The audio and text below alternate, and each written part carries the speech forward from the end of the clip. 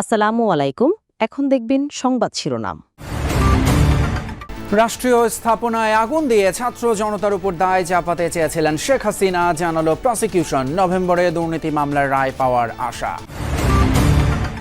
সরকার গঠনে বিএনপি সবচেয়ে উপযুক্ত, জরিপ ইনোভেশনের। ভোটের হিসেবে 6 বিভাগে এগিয়ে দলটি, বাকি দুটিতে পাল্লা ভারী জামায়াতের। নিউ ইয়র্ক অপকর্মে আওয়ামী লীগ আরও অনিশ্চয়তায় পড়বে, মন্তব্য আমির খসরুর। সরকারের অদক্ষতায় হামলার ঘটনা, অভিযোগ রিজভির। বিশ্বব্যাংকে চলমান সংস্কার, বিচার আর নির্বাচনের অগ্রগতি জানালেন ডক্টর ইউনূস। এলডিসি থেকে উত্তরণে ডব্লিউটিওর সহায়তা কামনা। টঙ্গীতে কেমিক্যাল গোডাউনের আগুনে দগ্ধ আরও এক ফায়ার ফাইটারের মৃত্যু। নেত্রকোনায় পারিবারিক কবরস্থানে শামীমের দাফন। আসসালামু আলাইকুম। এতক্ষণ দেখছিলেন সংবাদ শিরোনাম, এখন দেখবেন বিস্তারিত। পোড়াইতে বলছি কি আর আগুন দিছে কই? সাবেক মেয়র ফজলে নূর তাপস এবং শেখ হাসিনার কথোপকথনের অডিও ক্লিপে শোনা যায় এমন কথা। প্রসিকিউশনের দাবি, রাষ্ট্রের গুরুত্বপূর্ণ স্থাপনায় আগুন দেওয়ার নকশা করেছিলেন ফ্যাসিস্ট সরকারের সাবেক প্রধানমন্ত্রী শেখ হাসিনা নিজেই। পরে এর দায় চাপানো হয় সাধারণ ছাত্র জনতার উপর। এদিন শেখ হাসিনার অন্যান্য ফোন রেকর্ডিংয়ে উঠে আসে লিথল উইপন ব্যবহার, হেলিকপ্টার থেকে গুলি, বম্বিং করা সহ নানা বিষয়। জুলাই আন্দোলনে আগুনে ক্ষতিগ্রস্ত হয় সেতু ভবন, মেট্রো রেল সহ নানা সরকারি স্থাপনা। তবে শেখ হাসিনার সঙ্গে মেয়র তাপসের এক ফোনালাপে পরিষ্কার হয় এর পেছনে ছিল আত্মঘাতী চক্রান্ত। আমি বলছি যা যা পোড়াতে, আমাদের সেতু ভবন পোড়াইছে, টিআরসি বন্ধ করে দিচ্ছে, পোড়াই দিচ্ছে, বিসিবি পোড়াই দিচ্ছে। বুধবার কারিগরি ত্রুটি সারিয়ে বেলা 1টার দিকে শুরু হয় শেখ হাসিনার বিরুদ্ধে তদন্তকারী কর্মকর্তার সাক্ষ্য গ্রহণ। জবানবন্দিতে বিশেষ প্রসিকিউটর জানান, national telecommunication monitoring centre NTMC থেকে 69টি কল রেকর্ড ও 3টি নম্বরের সিডিআর সংগ্রহ করেছেন তিনি। আদালতে শোনানো হয় শেখ হাসিনার সঙ্গে ফজলে নূর তাপস, মাকসুদ কামাল ও হাসানুল হক ইনুর কথোপকথনের অডিও ক্লিপ। যে সত্যিটা পাঠানো হচ্ছে, হেলিকপ্টার দিয়ে সোজা বম্বিং করা হবে। হেলিকপ্টার যাচ্ছে, উপর দিয়ে মারবে। এই ফোনালাপ বিশ্লেষণ করে প্রসিকিউশনের দাবি, জুলাই আন্দোলনে ছাত্র জনতার অবস্থান চিহ্নিত করে মরণাস্ত্র দিয়ে গুলি, বোম্বিং, হেলিকপ্টার থেকে গুলি ও ইন্টারনেট সেবা বন্ধ করতে দেয়া নির্দেশের প্রমাণ মিলেছে। অক্টোবর থেকে নভেম্বরের মধ্যেই শেখ হাসিনা এবং তার পরিবারের বিরুদ্ধে প্লট জালিয়াতির 6টি মামলার রায় হবে বলে আশা প্রকাশ করেছেন দুদক চেয়ারম্যান আব্দুল মোমেন। একই সাথে হাইকোর্টের আদেশে আটকে যাওয়া টিউলিপ সিদ্দিকার মামলা সচলেও নেওয়া হয়েছে উদ্যোগ। টিআইবির সাথে 5 বছরের সমঝোতা স্বাক্ষর শেষে এসব কথা জানান তিনি। এ সময় টিআইবির নির্বাহী পরিচালক ইফতেখারুজ্জামান বলেন, রাজনৈতিক এবং আমলাতান্ত্রিক সদিচ্ছা থাকলে দুদক সংস্কার প্রস্তাবনার বাস্তবায়ন সম্ভব। দুর্নীতি প্রতিরোধে ট্রান্সপারেন্সি ইন্টারন্যাশনাল বাংলাদেশ টিআইবির সাথে পঞ্চমবারের মতো সমঝোতা স্মারক সই করেছে দুদক। তবে এবারের মেয়াদ ধরা হয়েছে 5 বছর। বুধবার সংস্থাটির মহাপরিচালক আক্তার হোসেন এবং টিআইবির নির্বাহী পরিচালক ইফতেখারুজ্জামান এই চুক্তিতে সই করেন। দুর্নীতি বিরোধী কার্যক্রমকে সামনের দিকে আরও এগিয়ে নিয়ে যাও বলে আমরা প্রত্যাশা করছি। পরে গণমাধ্যমের মুখোমুখি হন তারা। টিআইবির নির্বাহী পরিচালক বলেন, দুর্নীতি বিরোধী কার্যক্রমে যৌথভাবে কাজ করবে 2 সংস্থা। জানান, দুদক সংস্কার প্রস্তাব নিয়ে কমিশনের বৈঠকে রাজনৈতিক দলগুলো প্রায় একমত হলেও বাস্তবায়ন নির্ভর করছে রাজনৈতিক ও আমলাতান্ত্রিক সদিচ্ছার উপর।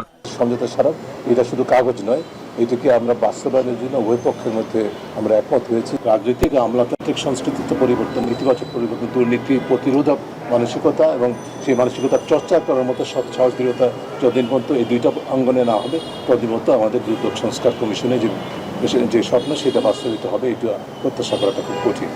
সংস্কার প্রস্তাবের বিষয়ে একমত জানিয়ে দুদক চেয়ারম্যান আব্দুল মোমেন বলেন, অভ্যন্তরীণ দুর্নীতি নির্মূল ও মামলার দীর্ঘসূত্রতা বন্ধে কাজ চলছে। তিনি আশা করেন, সাবেক প্রধানমন্ত্রী শেখ হাসিনা সহ তার পরিবারের বিরুদ্ধে 6টি দুর্নীতির মামলার রায় দ্রুতই হবে।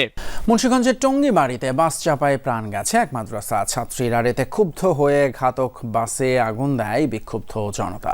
দুপুরে উপজেলার রান্ধুনীবাড়ি এলাকায় হয় এই ঘটনা। স্থানীয়রা জানায়, দুপুরে মাদ্রাসা থেকে বাড়িতে ফিরছিলেন 6 বছর বয়সী আরফি হাওলাদার। এ সময় বেতকা পরিবহনের একটি বাস চাপা দেয় শিশুটিকে। ঘটনাস্থলেই মৃত্যু হয় আরভির। পরে বিক্ষুব্ধ জনতা বাসটিতে ভাঙচুর চালিয়ে আগুন দেয়। খবর পেয়ে ফায়ার সার্ভিস গিয়ে আগুন নিয়ন্ত্রণে আনে। পরিস্থিতি শান্ত করে পুলিশ। স্থানীয়দের অভিযোগ, বেপরোয়া গতির কারণেই ঘটে এই দুর্ঘটনা। এদিকে দুর্ঘটনার পরপরই পালিয়ে যায় বাসের চালক ও হেলপার। রাস্তার একদম কিনারে ছিল, তারপরও মনে করেন যে বাচ্চাটাকে পিছনের সামনের চাকা দিয়া প্রথমে মারছে, পরে পিছনের চাকা দিয়ে হেসড়াইতে প্রায় 20 থেকে 30 হাত দূরত্বে নিয়ে আসছে। এমন ভাবে অমানবিক ভাবে গাড়িটা চালাইছে। তদন্ত করে এই আসামিকে অতি তাড়াতাড়ি আইনে আওতায় নিয়ে এটা সুষ্ঠু বিচার চাই। স্থানীয় জনগণ স্বাভাবিকভাবেই এই মর্মান্তিক দুর্ঘটনার ফলে তারা সংক্ষুব্ধ হয়ে যান। বাসটা তারা আটক করেন, ভাঙচুর করেন এবং কিছু অগ্নিসংযোগ করেন। Tongibari police station officer in charge সহ টিম এসে পরিস্থিতি দ্রুতই নিয়ন্ত্রণে নিয়ে আসে।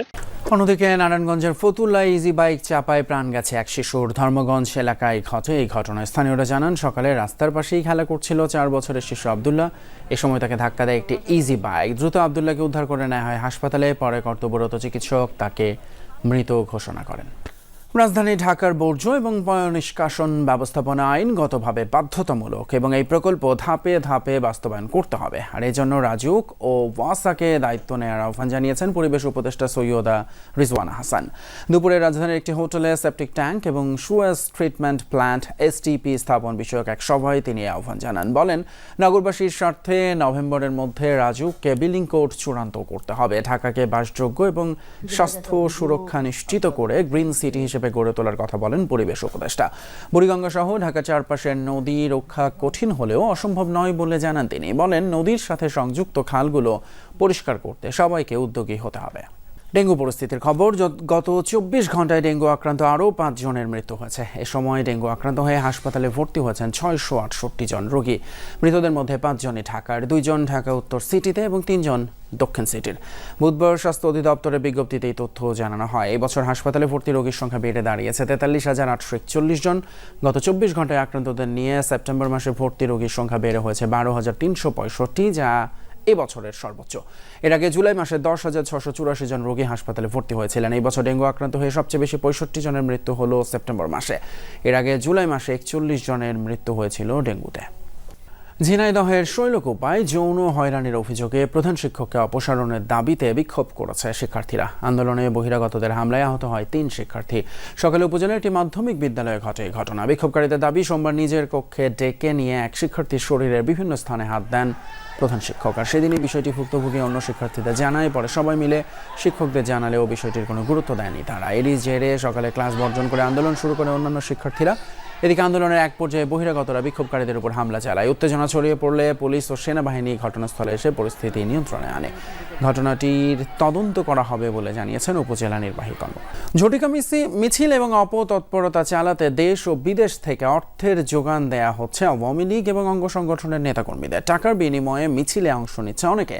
রাজধানীতে ঝটিকা মিছিলের চেষ্টাকালে 244 জনকে গ্রেপ্তারের পর ডিএমপির মিডিয়া সেন্টারে প্রেস ব্রিফিংয়ে এই তথ্য জানান ডিএমপির অতিরিক্ত পুলিশ কমিশনার নজরুল ইসলাম।